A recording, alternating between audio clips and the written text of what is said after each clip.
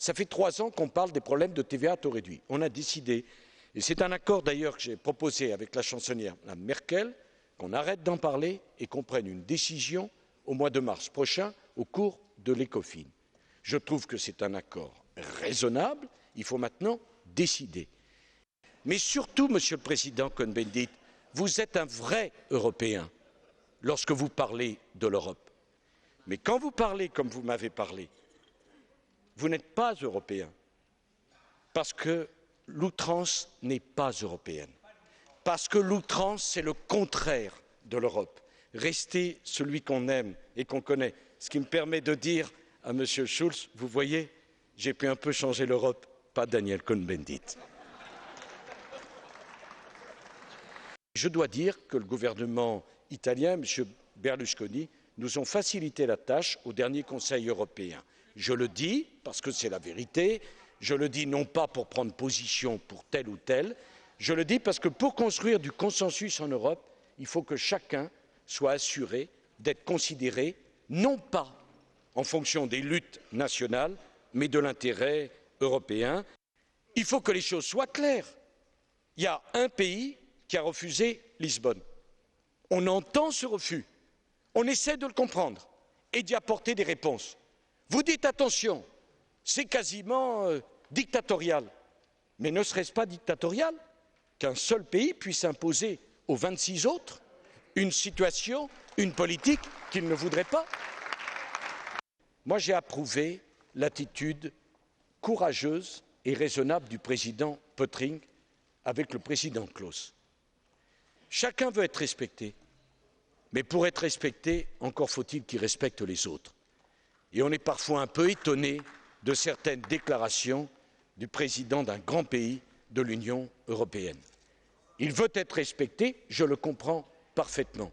Mais franchement, pour des Européens qui sont ici, on a été blessés quand on a vu que tous les drapeaux européens étaient strictement retirés des édifices publics dans ce grand pays qu'est la Tchéquie. Nos deux pays ont été au cœur de la plus grande tragédie du XXe siècle. Ce n'est pas un choix, non pas parce que j'y adhère pas, c'est un devoir à l'endroit du monde et à l'endroit de l'Europe. Nous devons marcher main dans la main. Mais dans le même temps, ce n'est faire injure à personne que de dire que l'axe franco-allemand ne peut pas être de la même nature dans une Europe à 27 que dans une Europe à 6. L'amitié entre la France et l'Allemagne, indispensable, n'est pas exclusive d'autres accords, d'autres amitiés. C'est la première remarque. Je veux le dire parce que parfois j'ai l'impression que certains regardent l'Europe avec les lunettes d'il y a 30 ans. Soyez assurés en tout cas que l'Allemagne n'est pas attaquée. L'Allemagne, c'est la première économie d'Europe. Nous avons besoin de l'Allemagne. L'Allemagne a besoin de l'Europe, mais que les choses soient dites aussi. La France et l'Allemagne n'ont pas plus de droits que les autres, nous avons plus de responsabilités. Au sommet de Doha, j'ai été stupéfait, Madame Sarnez, stupéfait d'être le seul chef d'État occidental présent autour de la table.